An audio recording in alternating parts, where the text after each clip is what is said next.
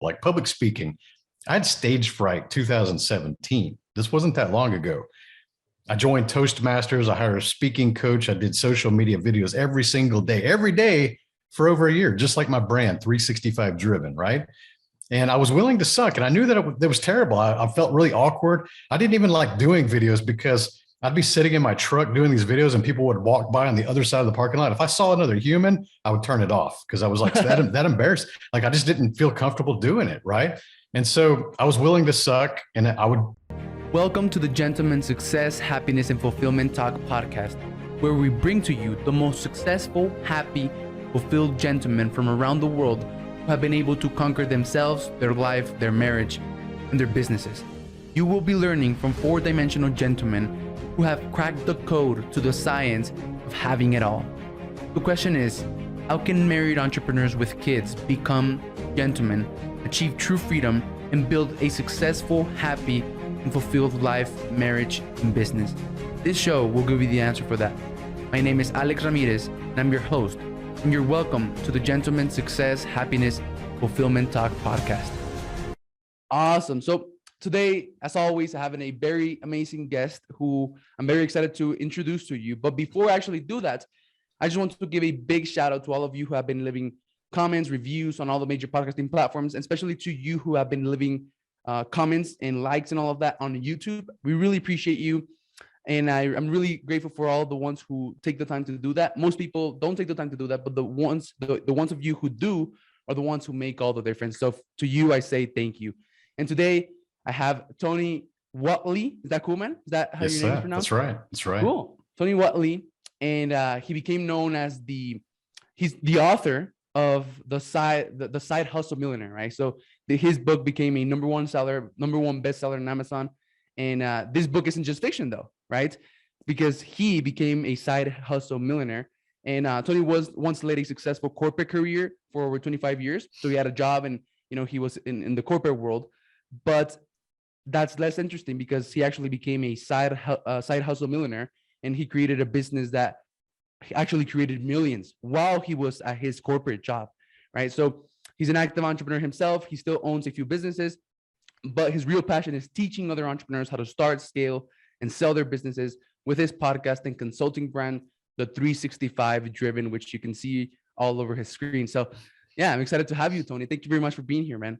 Hey, Alex, it's good to connect, man. And I can't wait to get to know you a little bit better here on this show, brother. Awesome, man. Yeah, I'm excited. So man, the first thing that I do with my guest is a little bit different than what I've seen, right? And I ask them to introduce themselves and to walk us through their entrepreneurial journey in 75 seconds or less. Man, 75 seconds. I'll get on the ball here. I grew up lower middle class, two working class parents. My mom's a Japanese immigrant. Dad's a Vietnam combat vet, U.S. Marines. And I just saw them struggle. We had not much money growing up. We always lived in what people would call a flip house nowadays. So we were always doing those kind of things. I learned at an early age, if I wanted to achieve something in life, I had to go figure out how to do that for myself. And for me, that was knocking on doors, washing cars, mowing yards, walking dogs, raking leaves. And eventually it just kind of led to me putting myself through school. I got an engineering degree at the University of Houston. And that's it. I mean, I just kind of came from lower middle class and never thought I would ever make a million or millions. It just kind of worked out that way. Mm-hmm. That's interesting. So you actually, because I mean, my mother wanted something very specific for me. She wanted me to go to college and, become an engineer as well, and then get a job. And then when I didn't, she freaked out, right? When I dropped out from college, she freaked out. So like you actually did follow that path, right? You went to college and actually graduated as an engineer. Yeah. Yeah. It took me 7 years to go to the school. And that's because I was working full time as a construction worker. And I was also waiting tables on the weekends to pay for it because my parents didn't have any money. So I had to pay for everything myself. And it was tough, man. I was really sleeping about 3 or 4 hours a night for about 7 years because I was working full time labor job here in Houston. It's hot. And then I would just go to school at night between 6 p.m. to 10 p.m. And I never quit. I never changed majors and I never quit.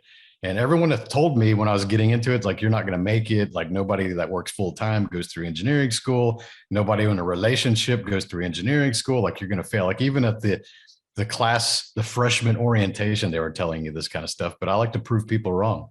Cool. That's cool, man. So is that what drives you?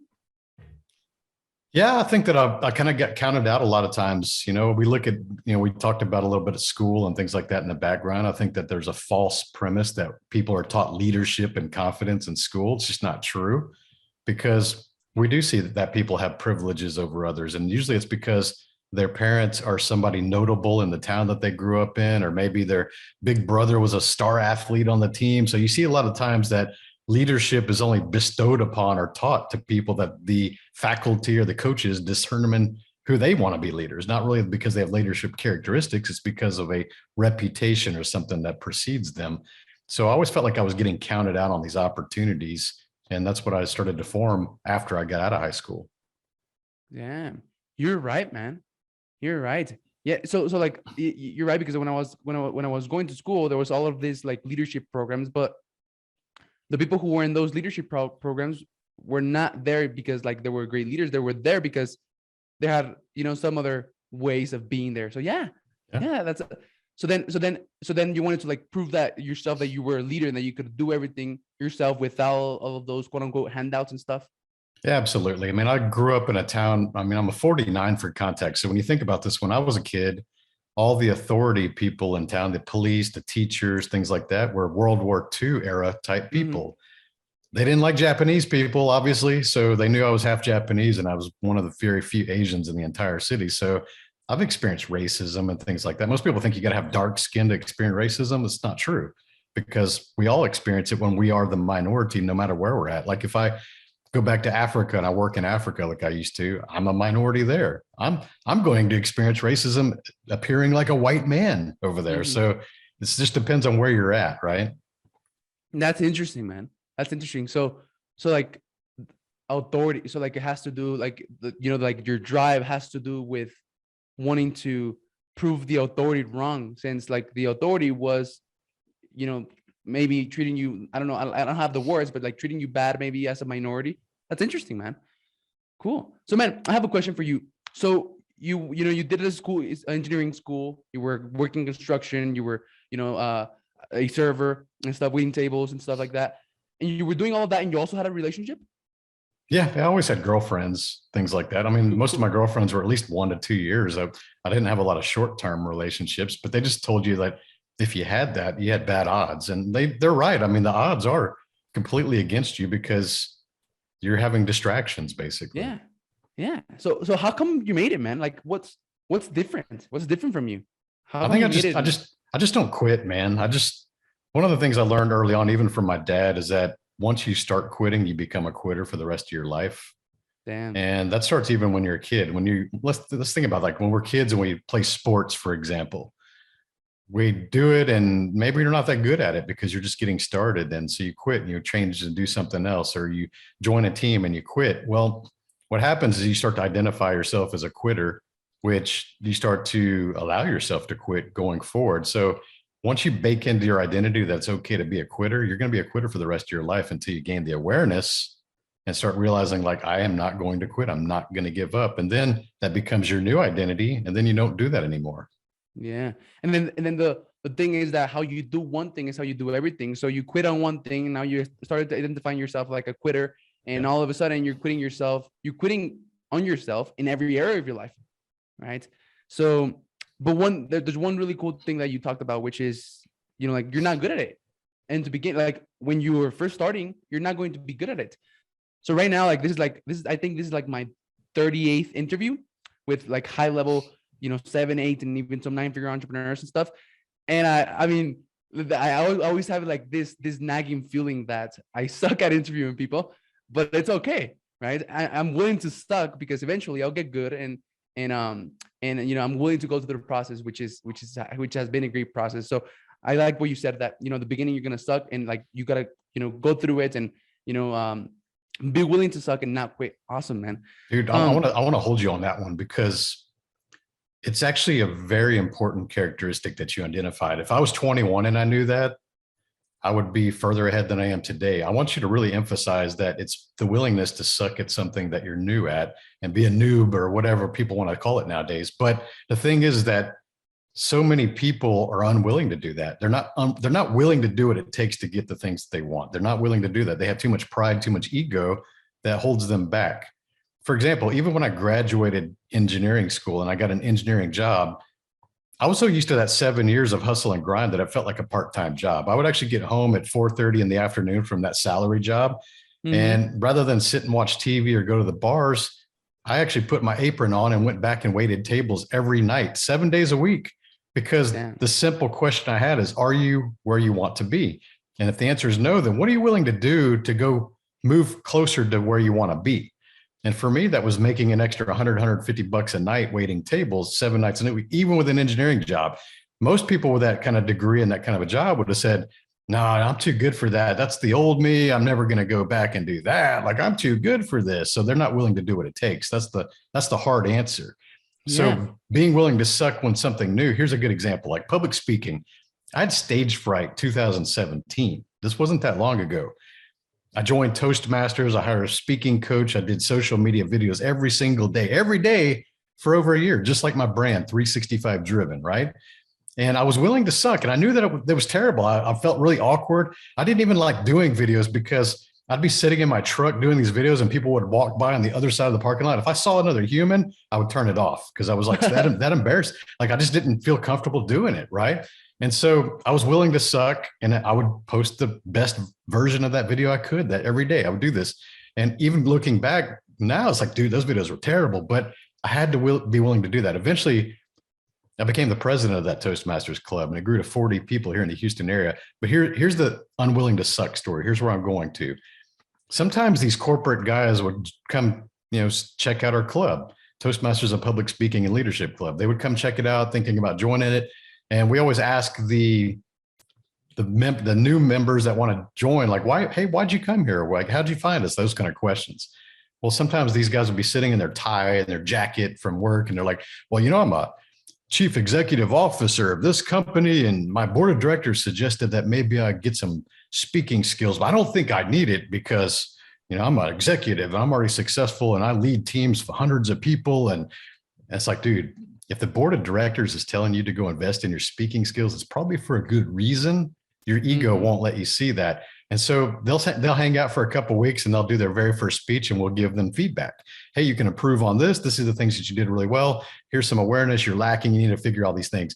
Man, they do not like that feedback. Most of them don't like that feedback because they realize, like, oh my God, I'm not nearly as good as I thought I was. So they quit. Yeah, man, there's this thing that always comes up in some of my interviews, which is about ego and humility, right? When I talk to entrepreneurs, one subject that always comes up is like being willing to do whatever it takes to get out of the situation that you don't want to be in, and to do whatever it takes to get to where you want to be in. And like you're talking about right now, this executive who has an ego that doesn't allow to him see what his faults are, what his shortcomings are. But like, in order for you to get to where you want to go, you must be willing to do whatever it takes, and that involves humility, right? So like you having an engineering job and still being willing to go and work 7 days per week as a server, that says a lot about your character, right?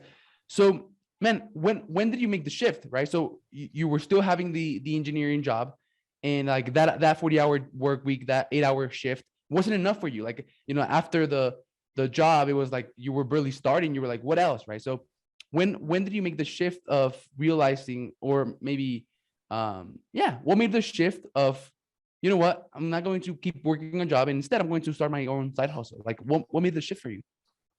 For me, it was graduating college at 26 and having already had about 7 years of practical field experience. I was actually the one out there working on the things that I would end up eventually designing and managing, right? And so in the work field, a lot of the supervisors I had early in my career would treat me like I was a fresh grad with zero experience. Like I was a 21-year-old with no experience. I'd been in college for 4 years, right? And I resented that. I was like, dude, I actually could manage this. I've been out there 7 years working on this stuff. I know what's good. I know what's bad. I know how to improve things. I know how to get it done. but they would always look at my age and say I was too young to have that responsibility. Like, you're too young to manage millions of dollars. You're too young. It was all this wait your turn, pay your dues. And I don't like that. You know that I'm competitive. So I started looking for external ways to be creative. I started looking for external ways to get results based on my own performance and my own action and my own attention and details. And so I said, man, I'm kind of tired of waiting these tables. Maybe I can figure out something how to make the extra 100, 150 bucks a night working on the computer. The internet was kicking off. This was the late 90s. And so initially my businesses were hand building these little things that make cars go faster. And they would take me a long time to make each one. And I'd make like 40 bucks an hour essentially when I sold those, the way I was pricing them. So I said, okay, I can make 2 or 3 of these a night, and it kind of makes my waiting tables thing go away, and I could just do it from home. But that doesn't scale. It still takes a lot of time. You're still building things, and there's a limited market. There wasn't thousands and thousands of people to buy these. There was maybe dozens of people that wanted them. So it really wasn't a good business thing, but it was a good way to replace the waiting tables. That was kind of the first foray into getting into entrepreneurship. Eventually, I just built websites, and I thought about how I can do the side hustle of just building websites for car shops and performance parts manufacturers and race cars, because I'm a car guy. So I just taught myself how to build websites by reading books and practicing on the internet. And I was doing these websites probably back then between $1,000 to $2,000 per website, and I could build those in 4 or 5 hours. Cool. So, and then you started having some success. You started to sell some websites, or how did that work? Yeah. I probably built 200 websites, just kind of a number if I'm throwing out. I probably built 200 different websites. This is back in the late 90s, early 2000s. Damn, back then it was hard to build a website, man. Was it? Yeah, we had to code. We had to use HTML. We had to learn graphic design with Photoshop and how to create all the graphics ourselves. We had to do everything. There was no drag and drop like WYSIWYG type stuff like we have now. It's a whole lot easier now. But you know what? The prices haven't changed. People can still, sell these websites between $1,000 to $5,000 if they're good, and it's just a lot easier to build them now. Yeah, man. So again, right? You were too young, and again, what drove you was wanting to prove people wrong. That was, I just wanted to mention that. Yeah. So, man, so you have these websites, and building them for like in the car niche. Actually, man, your Instagram is like full of cars and like in performance driving cars and stuff like that. So what's up with that, man? That's interesting.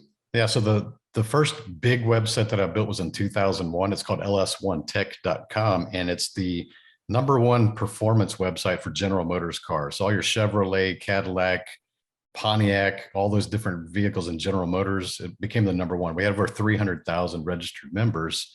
And we had, back then when I sold it in 2007 for a couple million. But the thing is that we had over 100,000 users per day.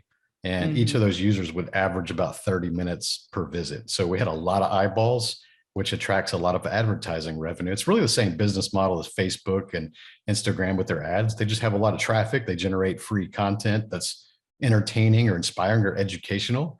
And then the ads show up, and the ads make you a lot of revenue. It was a side business that I'd learned from my engineering career that I didn't have to manage, because the startup, the first 2 years is always tough.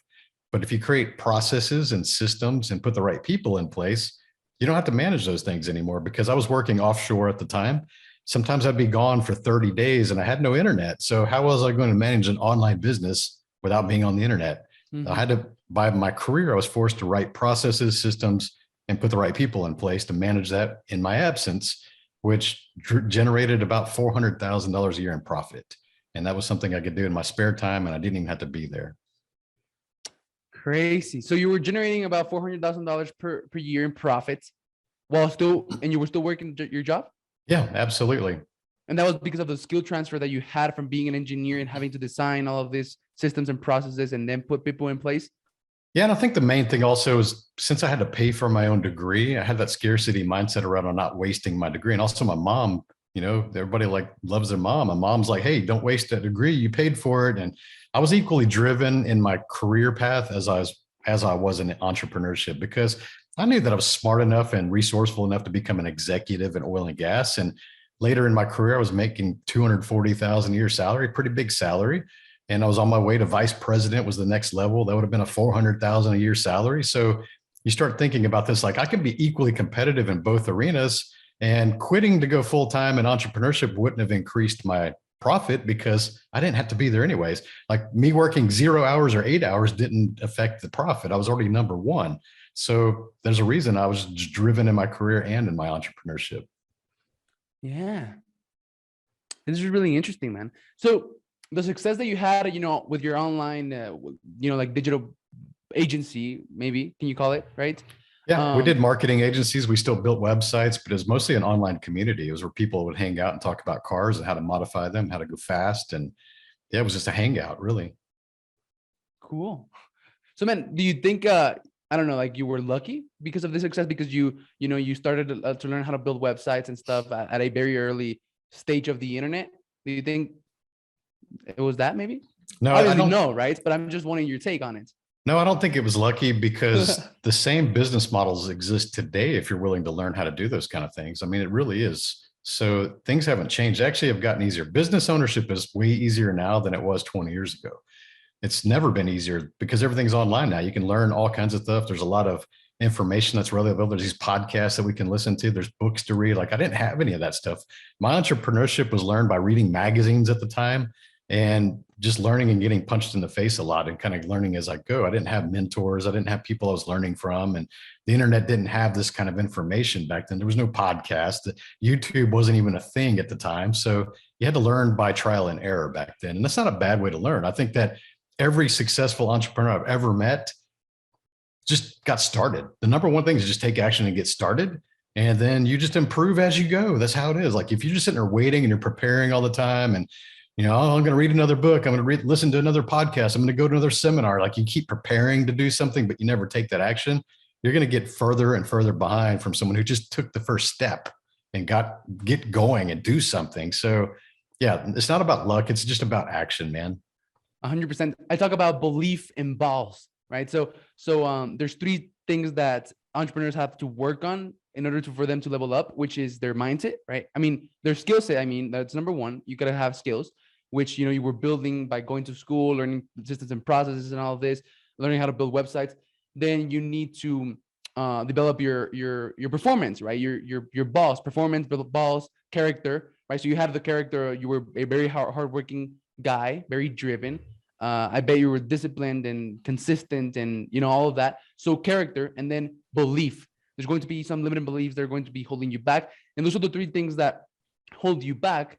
And, my favorite, other than like skills, because like to learn a skill, man, you can literally go on YouTube, search a video, how to sell, and literally learn how to sell in 30 minutes, right? But what will determine the difference between you actually taking action or not is your belief and your balls. So like me, I didn't know anything about starting a podcast or about interviewing people, but I had the belief in myself. Like I knew what I wanted and I had the belief in the balls to take action. And 3 months later, I'm here, about to crack 40 interviews and building an insane network of high-level people who are the definition of where I want to be 10, 20 years from now. So the acronym I use is actually a little bit of a shift on that. And this is learned just from years of practice. I call it the ABCs of success, ABC, action, belief, consistency. Cool. And you'll notice that those are in a specific order. Action actually comes before belief. Like the way you said it, you had to believe in yourself to take action. I don't find that to be true. I think that a lot of us just get started, even if we don't fully believe or we don't understand or we can't even believe what the potential is, because you got to take the action first, even when you don't think that you can do it, because the action creates results and results create belief. So you actually grow stronger belief the more you get involved and the more you learn, the better you do. And then when you get more belief, you take more actions. It's kind of this circular relationship, right? So action is always number one. You got to take action, even if you think you're not ready or you think that, oh, there's going to be a perfect time to start, or, like someday I'm going to do that. Like that means today is someday. So take just even the smallest actions and then you'll start to grow belief. But then you got to have the C, the consistency. That's showing up every damn day, putting in the work, showing up. Don't take time off when you got momentum. It's just, you got to have the consistency of every single day showing up. Yeah. Yeah. Taking action regardless of how you feel, right? And regardless of whether you believe you can actually do it. Yes. Yeah. And it starts an upward spiral loop. Yep. Yeah. Feedback loop. Yeah. So, and yeah, I mean, I think we agreed that, like you said, today is one of, like the best or easiest time in which you can start a side hustle. So like for anyone out there who, wants to start this side hustle, my audience are married entrepreneurs with kids, right? Entrepreneurs. Like the purpose for this podcast is to get entrepreneurs like you, man, who have been able. Hey, sorry for the interruption. I just wanted to tell you that this podcast has completely changed my life in ways that you could never imagine, and I would like the same for you. Look, you are the average of the 5 people you surround yourself with, and the fastest way for you to level yourself up in every area of your life is for you to connect with people who are where you want to be, build relationships with them, and connect with them. The best way for you to do that right now in the digital age is for you to start your own podcast. And I just wanted to let you know that I have a free training that you can get free access to. It's called the 30-day Net Worth Skyrocketing 3-step podcast cloak track framework. And it's going to show you how you can start and automate everything in your podcast, from finding your ideal guest, getting them on an interview with you, and creating an automated content machine in just 30 days. By executing on this free training, you're going to be able to connect with high-level people, no matter how rich, famous, or out of your league they may seem, in just 30 days with less than 1 to 2 hours per week, so that you can increase your net worth, your authority, your trust, your client acquisition ability, and your opportunity. So there's a special link for this free training in the description of this video. Thank you for watching and tuning in, and I hope you enjoyed the rest of this episode. Bye-bye.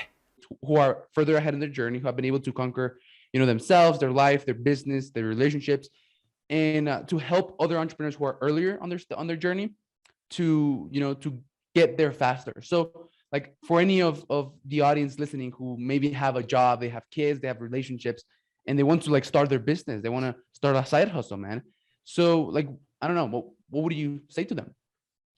I would say the first 2 chapters of my book, which covers this entire process, are based on mindset. And you talked about the kids and the job and things like that. Well, the problem is that most people use that as an excuse not to do something.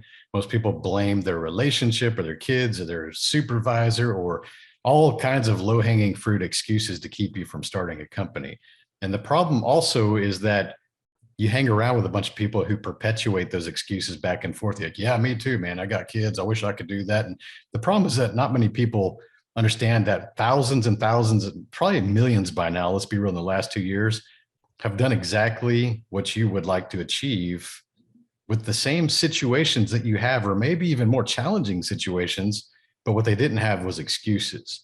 Because the thing that most people don't understand is there's no such thing as time management. There's task management, because we all have the same 24 hours a day. And when I talk to someone that says they don't have time, I tell them to show me their calendar. And most of them look at you with a blank stare because they don't even know what you're talking about. Like, yeah, what are you talking about? A calendar? Or like, yeah, pull out your phone, show me your calendar. Like, I want to see what you're doing in your 24 hours a day. And if it's scheduled and if you're managing it properly, because you said you don't have time, let's see where you don't have time at. And you're going to quickly realize that they don't even manage the time that they do have. Therefore, they always make the excuse that they don't have time. So what I always tell people is to shift the terminology of the way you talk to yourself. Say that you don't have priorities to do it. And if that stings a little bit, it's because it's the truth. Now, also be strong enough to call what you are doing with your time your priorities. So if you want to surf Instagram for 3 hours a day, call that your priority. If you want to skip going to the gym every single day, call that your priority to skip your gym. It's your priority to be unhealthy. If you want to sit on the couch and watch Netflix for 2 hours and binge every night, call that your priority. It's my priority to sit on the couch and watch Netflix for 2 hours a night. No, if that sounds weird, it's because it's untrue. And I hate to tell you, whatever you're doing, whatever you're spending your time on every single day, that's your priority, whether you call it that or not. Crazy, man. What a painful but powerful realization and like a way to look at the world, right? Because that's how reality works. So yeah, actually, there's a few months ago, I shifted my view on time. So like, for example, when someone asks me to do something, I never tell them, oh, I don't have time, or I never put myself as a victim of time. I just say, you know what? No, I'm not willing to do that. I'm not willing to invest my time doing that, right? And man, for the calendar thing, like here's my calendar. It's full, right? Boom. Love it, man. Like I literally have my breakfast plus family time right now after this interview there scheduled in. I know exactly what I'm going to be doing for the rest of the day. I know exactly what I'm going to be doing tomorrow. And yeah, and some people, like I've actually, I had a client recently who literally didn't even know what Google Calendar was, man. It's free. Apple it's Calendar. Free. It's on your phone. We all carry a phone. It's on our phone. Nobody realizes this. I mean, just the fact that you have a calendar, I would say that probably puts you in the top 1% of the population. of like high performing people. Yes. Yeah, There's crazy. there's actually people that are more successful than you. They're further along, but they don't even have a calendar. That's I'm crazy, right? serious. Once they get them, they're like, holy crap, like I can do so much more now. Like you're right. Here's the thing about calendar, okay? It sounds like a chore to fill out a calendar, and it sort of is, but it becomes a habit. But here's the benefits of why you should do this for those of you that are thinking that's too much work. There's a lot of anxiety that creates depression and just overwhelm nowadays because we're so flooded by inputs, so many things trying to distract us. And you're always trying to remember what's coming up. Like, oh, what do I got to do today? Oh, what do I got to do later on this week? Oh, what's coming up next week? Like you're trying to always remember and use your brain capacity for all these tasks. If you just put it in your calendar, there's two benefits. You get to be fully present in that moment that's on your calendar task, the thing that you're scheduled to do. Like I'm speaking to Alex right now. I'm fully present in this moment. I don't have to worry about what's coming up next. I don't have to worry about what's coming up tomorrow or next week because it's written down and I don't have to remember it. So therefore, if I can just put it in there, it takes me literally 2 seconds to type something in. I don't have to remember it. That creates less anxiety, less stress because I'm not trying to remember all these moving pieces and how they fit together and all this crap. So write it down and you don't have to remember it. And then you can be fully present. 100%. Less anxiety, more, and then your ability to be present increases because now you don't have all of these things and tasks and chores floating around. They're actually scheduled and they're actually prioritized. Yes. Within your day. Yeah, 100%, man. And a really cool thing that I want to go back to was that the first 2 chapters of your book started with mindset. And I actually have this framework which I use to like end every episode of my podcast.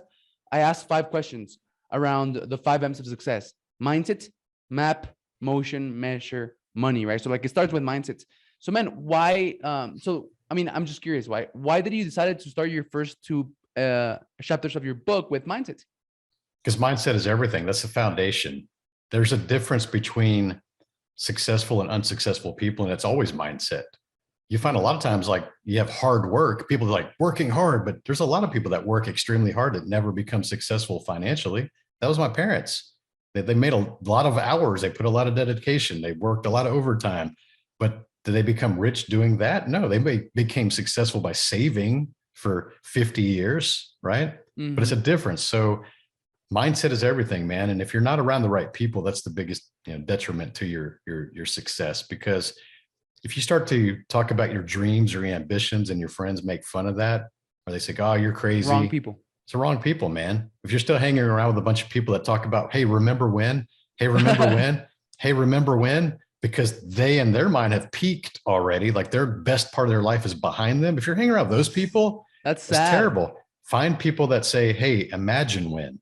Hey, imagine when. Hey, imagine when we do this. Hey, imagine when you're this. Like, think about people that are thinking about the future because they realize they didn't peak and the future is actually better potential for them.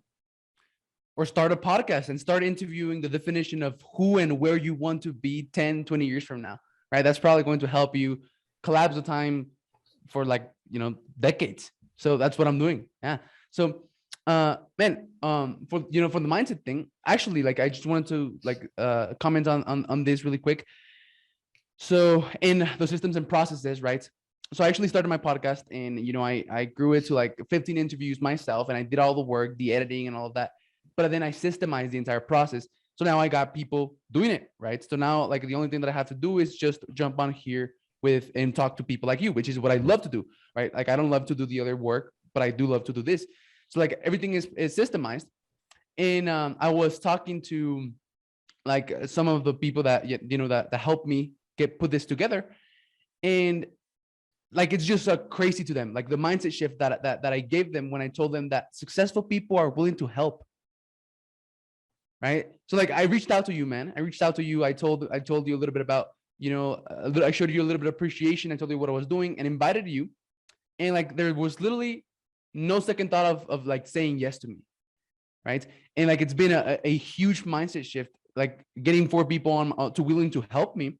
It's been a huge mindset shift to realize that like successful people are willing to help. And the stories that you're told for some reason that successful people are evil, or I don't know, man. But for some reason, we're taught, trained, and educated to believe that successful people are unapproachable, that you shouldn't ask for help, that you shouldn't, I don't know, talk to them, I guess, because maybe you're unworthy or you're not good enough, right? But there's all of these things that are not true, and it's all about mindset. Dude, it's class division, and it goes very deep. You understand that the elite, the people, the politicians, the uber wealthy, I'm talking billionaires, not millionaires, billionaires, the ones that are in control of this world have been doing this for hundreds of years. And they realize that they maintain their position of strength if they can keep everybody else divided. So think about this. It even goes back even to the slavery. I interviewed a really awesome guest, Princeton Clark, on my show, Black man. And he talked about his research. He loves history, and he went and researched slavery and understand these kind of things from his history. They even were dividing slavery among the slaves back then to control them. They would actually, the light-skinned Black people would get to work in the house, so they got treated with more privilege, and the dark-skinned ones had to work outside in the farms. And so that created division even within slaves, because they knew that if they can create division, that they're a lot weaker than if they were all friends and they all got along. So this is psychological warfare that we're seeing in politics, and the whole class division of rich people are evil, and this thing that they're kind of perpetuating, even racism, we kind of talked about it. This is all intentional. It's not by accident, because if they can make everybody divided by skin color, money, education, background, religion, then we become a segmented Vaccinated society. or not vaccinated. Vaccinated or unvaccinated. If we can create these divisions within a massive group, we can maintain control over them. So there's a reason they do that. Yeah. Damn. That's yeah, it is deep, man. And I bet it's a really interesting topic to like dive deep into. But yeah. So man, let's dive into like the last part of my show, which is asking you like those 5 questions around the mindset, map, motion, measure, money. So for mindset, what is like one piece of advice that you would give your 20-year-old self? You know, if you could go back to him and talk to him for like not become him or not change your past, just give him some advice, right? Based on everything that you've learned so far. What would that advice be, man? I would have told him to invest in the public speaking and the confidence in the effective communication earlier, because I used to have that stage fright. Like I mentioned, I didn't like being on camera. I didn't like being on videos and things like that. And it's because of the insecurities that we grew up with. Maybe we're bullied, or we have issues that we don't want to put ourselves out there. So if you can get past that sooner in your life, and it can be learned, this is a skill. It's not a talent. When you see people like I'm on stage, I've got a TV deal, like all these things now, it's a skill that I learned that I was willing to invest in, and I was willing to suck at, like we talked about earlier. Cool. Get past yourself, get over yourself. Learn to not worry about what other people think or say about you. And if you can get that, if you just get that 1 point done, it will change your life. Man, so 3 years ago, about 2.5, 3 years ago, I couldn't speak more than 3 words in English without choking myself. Literally, right? And like I've just been working hard on my self-development, reading books. I read books out loud and stuff. But, you know, a couple of years ago, 3 years ago, actually, when I started on this entrepreneur journey and wanting to, you know, turn my life around, I would get in front of the camera, and it's this same camera that I've had. I haven't upgraded it because there's a bunch of things connected to it, and it just drives me nuts. But I would stand in front of the camera and I would sweat, man. I would sweat and shake. Like no one was in the room with me. It was just me and the camera. Totally, for some dude. reason, I would sweat. It's a fear of judgment. It's a fear, like Exactly, stage fright is a fancy word of just saying fear of criticism. Fear of what people might think, fear of how you're going to be viewed, fear of what is they're going to be their opinion, right? Fear of failure. And like the way I fixed it. So one of the things with me is that I've read a bunch of books, but I don't just read to read and have a fancy way of procrastinate. I actually read and implement. So I read this Tony Robbins book, which describe how to get rid of any block.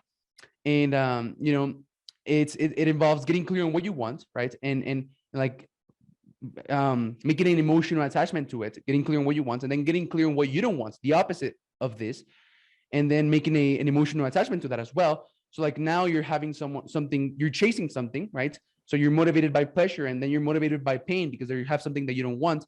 And then you attach doing what you're fearful of doing to what you want.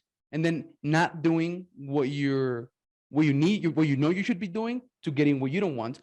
And then you visualize yourself doing that and stuff.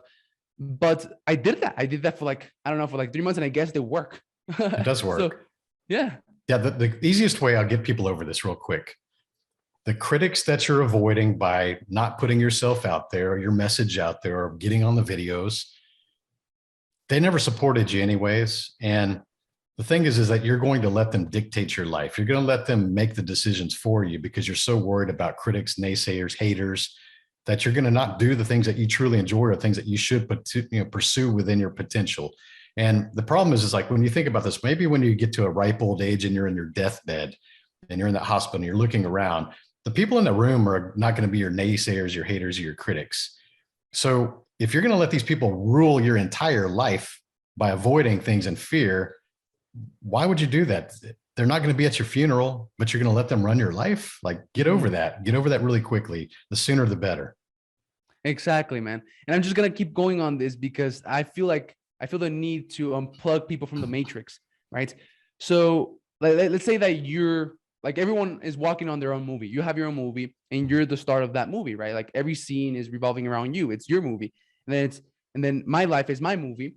And like other people's lives, like it's their movie. And like other people in their movie, they're worried about what other people may be thinking or saying about them. But in reality, those people are in their own movie thinking about what other people, like the extras and all of the people that appear in their movie are thinking and saying about them. So in reality, most people are too insecure and like distracted with their own insecurities and what they're worried about that other people might be saying, that they're not even thinking about you. They didn't even have time to form an opinion about what you're doing because they're thinking about what you might be thinking about them.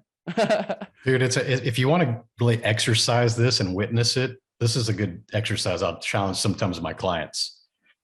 Like, as much as we are fearful about doing videos and things like that, especially in public, here's a good test. You may even try this yourself, Alex, and report back, but pull out your phone, go to a very busy place, maybe a mall or where there's just a lot of people around. Just pull out your phone and just start doing a video as you're walking through the crowd. And when you go back and look, you realize that very few people even looked or paid attention to what you're doing. Very few. There'll be a few that'll be like, what's this guy doing? But most people will just ignore it and just kind of go on about their business. And that kind of shows you like they don't really care. Yeah. Yeah. And the ones who do care are the ones that matter. So, yeah. So the second question, man, it's actually about mindset. Yeah. So what is like one mindset shift, one breakthrough that you've had that you could share with the audience that has allowed you to like, that is responsible for a lot of the success that you have right now? I think that you have to always think about the future version of yourself. That's something I've always done. I've always done visualization to a really high level of detail. And you need to visualize who you're going to become, how you dress, how you look, how you sound, how you speak, the people that you have, the money that you have in your bank, all these things that you need to really visualize in a high level of detail who you want to become. And I would say that shoot for 3 to 5 years. 3 years is something that you can really measure, and really understand that whenever you come to a decision every single day in your life today, realize that there's always one answer that will lead you closer to that version that you visualize, and one answer that will go the opposite direction. And I'm not saying to be perfect, but if you have this awareness, eventually you're going to make the right decisions that you will actually become that person. It's inevitable. You cannot avoid becoming that person if you create the decisions, because you start to think like the future version of yourself today, you will become that person. You just can't avoid that. Now, understand that whatever situation that you're in right now, whether it's good or bad, or you're unhappy or angry or depressed, or whatever situation you're in today, take ownership of that and realize that is based on the decisions you made years ago. Yeah. And so most people don't even want to take that accountability. Like, oh, well, all these things happened to me, and these people, like, the blame game starts to come out. Realize that, yes, there's sometimes things that occur, but 99% of the stuff that you did, the decisions you made, the bad or good, leads to where you're at today. So that should give you a little bit more positivity about the future, because if you knew that you could control where you're at today based on decisions you made in the past, you can definitely control where you're going to go based on the positions and the decisions you make today. Cool. So always have the future version of you in mind. So the future version of who you're going to become, right? That's why it said be, do, have. A lot of people want to do before there are. So like they work, work, and work, and like they really don't get anywhere. And a lot of people want to have before they do. So it's not like that. So it's be, do, have. So do you actually like visualize yourself? Like you said, like how do you want to talk, act, and all? Like, is that like such a high level? Is that how you do it? Yeah, absolutely. And the thing is it's okay to evolve too, because your own awareness and your own potential or the goals that you have are okay to change in your life. I'm 49. I would say that every decade of my life, I've had different purposes or different drivers, and that's okay because we change, we evolve, we improve. Mm-hmm. So don't think that, especially if you're young, that you have to have all the answers right now. You only have to have the answers in that time period that you're living right now. You will have an answer. 10 years from now, it'll change. Something will occur. Maybe you have a bigger goal or a bigger set, or maybe more people around you that have seen the positivity or the potential within you that you haven't even discovered for yourself. So understand that you will evolve and improve and change as you go. And that's okay. That's perfectly acceptable. So don't lock yourself into some old identity or some old beliefs because of where you came from. Think about where you want to be and how that person would think and how that person would operate. Cool. Awesome, man. I actually have this visualization in which, like I visualize myself sitting right now in the present as like who I am, but I'm seeing myself as who I'm going to be in the future. And then I give myself advice from that place. Absolutely. That's right. That's exactly right. Cool. You know what, think about, like, if you visualize yourself with biceps and a six pack, the decision you make today is that crap ass meal on the menu or not. Like, does eating healthy get me closer to my goal, or does eating the crap get me closer to my goal? Make those little simple decisions like that on a daily basis, and you will end up like the person you want to be. You can't avoid it. It's impossible to avoid it. Exactly. So, and like, it's a process, right? Like, so like a lot of people think that it's the one thing that you're going to do it, poof, you're jacked. But no, it's like again and again and again and again, like decisions that compounded over time. But man, I have a question. Like this visualization and stuff sounds like woo-woo, right? Like, why does it work? It's just an operating system. We become the person that we think about, like that we operate, we start to think like that. Like, here's a good example. Like, you know that show, like the Biggest Loser, where they have these people that are morbidly obese. They're like 400 pounds and they do this whole thing for a whole series, and they see who can lose the most weight. Well, the unfortunate part about that is I know one of the hosts of that show, and he shared at a speech that we were at an event together, that 80% of those people regress and actually become obese again. The people that were on that show that have lost all that weight and worked so hard and they had all these habits over months and all the support, they regressed. And so what they started doing is they started going back and talking to the people that regressed. Like, what happened? Do you remember when what caused that? Every single one of them could remember the one moment that they regressed. And it was always a cheat meal. It was always, hey, I'm in shape now, I can have that donut. And then one donut becomes a donut every week. And then a donut becomes a donut every day. Sometimes it becomes 3 donuts a day. So all it took was that one bad decision because they thought they had control over it, that led to a domino effect of all these bad decisions to follow. Mm-hmm. Yeah. Yeah, man. And I was going to say, just wanted to add a quick, like the reason visualization works is because you are who you believe yourself to be. Absolutely. Right. And then if you start visualizing yourself being someone at like a higher, I don't know, more, whatever, a higher version of yourself, then you start to believe, with reps, like you said, again and again and again, that you are that person, and then your action starts changing. So yeah. The third question, mindset map. It's about clarity, right? So man, what do you do to like be clear in your life? Right now, you were talking about that it's okay to like change your goals, or like in 10 years from now, you may not have the same purpose, and that's okay. So what do you do to like have clarity in your life at any given moment? You just have to define your goals, your personal goals, your business goals, your financial goals, your relationship goals, your health goals.